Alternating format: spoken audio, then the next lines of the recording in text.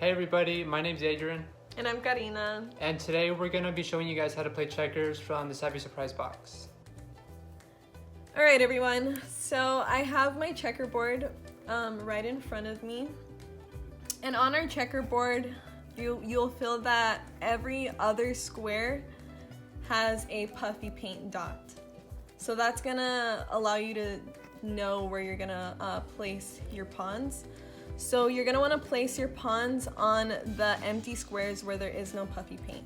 So my opponent already has his pawns set up, and the way that you wanna set your pawns up is your checkerboard is gonna be facing both of you guys, and you're gonna both wanna fill the 3 rows closest to you. So it's gonna be the first 3 rows, and on each row, you're gonna fill the blank squares with pawns. And you'll receive bags that have the pawns in them. They're gonna be thumbtacks. Ones are gonna be regular thumbtacks. They're gonna be the bigger ones, and then the other thumbtacks are gonna be tiny, and they're gonna be rounded at the top. They're gonna be like little balls on top of the needles.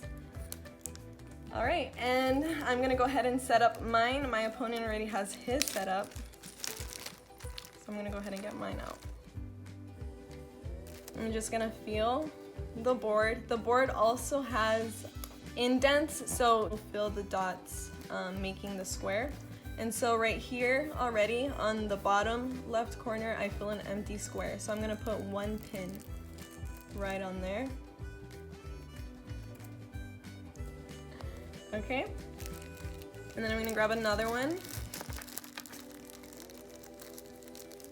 And I'm gonna feel for the next square, the next empty square. So my next square has a puffy paint dot. So I'm gonna skip over that one. And right next to that one, it's an empty square. So I'm gonna go ahead and put another pin.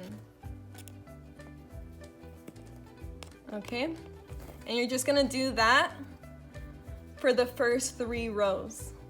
Fill in the blank squares with your pins. So now that I have my pins on my board, I will go ahead and say the instructions on how to play checkers for those of you that don't know how to play. So the way that you move in the game, you can only move diagonally forward towards your opponent's side of the game board. So you can only move diagonally and only on the blank squares. You should never be on the squares that have the puffy paint. You can also become a king when you reach your opponent's end of the board. And when you become a king, you can move diagonally forward or backward, but it's still only 1 space. And the way that you can king somebody in our checkerboard is that when you do reach the end of it, your opponent can put one of the extra pieces that were taken out right next to the piece that is gonna be kinged. So now you'll have a pair of pins on 1 square. So you have 2 pins that will signify that it's the king. You can also capture your opponent's pawns, and the way that you can capture your opponent's pawns is by jumping them. And when you're gonna jump your opponent, you wanna make sure that the space that you're jumping over and you should land on is empty. So I have an example on my board. On the left of my board, on my 3rd row, I wanna move one of my pieces forward. So I'm gonna feel towards my right, because that's the only way that I could go. I don't have anywhere to go on the left.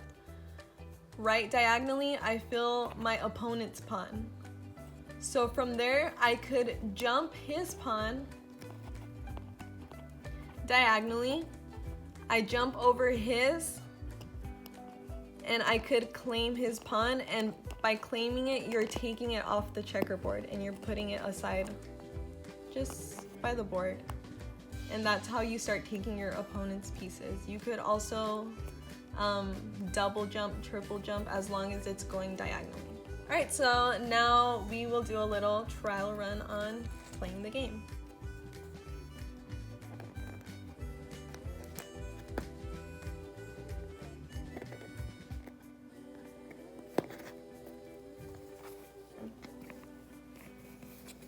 So when you're filling the board, it's not bad to go feel where they made their move. So you can kind of get an idea of where you want to move your piece.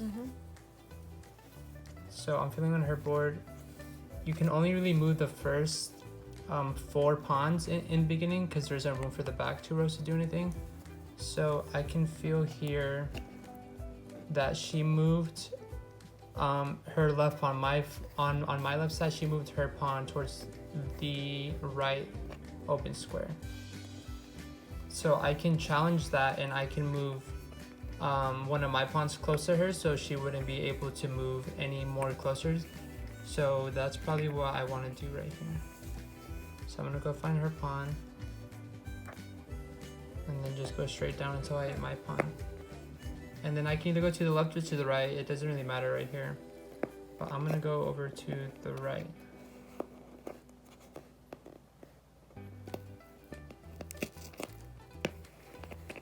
Okay. All right, so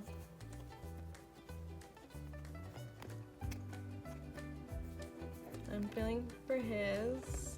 All right, and I feel his right diagonally across from mine. And already, because he did that, I moved from my previous spot. I already know that that's empty, so I know that he can take my pawn. So what I'm gonna wanna do is I'm gonna wanna bring one of my pawns from the second row of my side up into that empty space to kind of defend myself so that he doesn't take one of my pawns. So I'm gonna feel what move she could have possibly done. So I feel where I put mine last round, and then there should be one diagonally to the left if she hadn't moved it, so it's still there. So I could have a potential to take this one as long as there's an open space behind her. So I'm gonna feel, and it feels like she did move one from her second row to that open spot. So now there's not really a move to do on the board other than just move any of my pawns to try and just to try and kind of get up on onto the board. So I'm just gonna choose this one just cause, and I'm gonna place it right there. So I'm gonna go to my first row and move my pawn to the left. Okay, and I'm just gonna start moving my pawn slowly upward and kind of bringing my whole little army together for a defense. So I'm feeling right now, I feel an open space right here. And I'm gonna feel if there's a pawn. Okay, so there's this, her pawn right here, and I have one right, like below her to the right. So I could do this jump right here. There's also another rule. Okay, this is gonna be actually really cool. I see right here that I have an advantage to do something actually incredible. I'm gonna do the double doggy jump. So there's 2 pawns of hers, and there's an open space between both of them. Well, not both of them. There's an open space between this top one right here and this bottom one right here. So I can actually jump 2 of them at the same time in one turn. So the way that happens is, like right here, I'm gonna jump over this one right here. Just making sure I'm in place. And so this one's gone. And then since there's another open space right here and there's a pawn directly to my top left, I can jump this one all in the same turn. So that's 2 of her pawns gone with just one turn. Okay, and now since I have king in the back over here, she hasn't taken any of my pawns yet. So what I'm gonna do is I'm gonna just use one of the ones that I took from hers. And as long as I know that these 2 are together, I won't get mixed up that if that's her pawn or not, because there's no way that I could have my pawn on a square that her pawn's on. So I have one of hers and one of mine, and that signifies a king. And so remember, the king, I can go back to my side, or I can go I could advance forward. There's no room forward right now.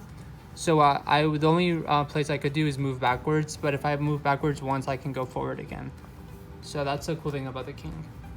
And so those are basically like the technical parts of the game. We do encourage you guys to go play on your own. It's honestly a lot of fun. It's a lot of strategy thinking, and obviously don't say out your plays while you move. Those are just stuff that we're saying so you guys can know what we're thinking in our heads. So just kind of think that in your head and just try to out strategize your opponent, whoever it may be. Maybe it's mom, maybe it's dad, maybe it's your brother, sibling, anything.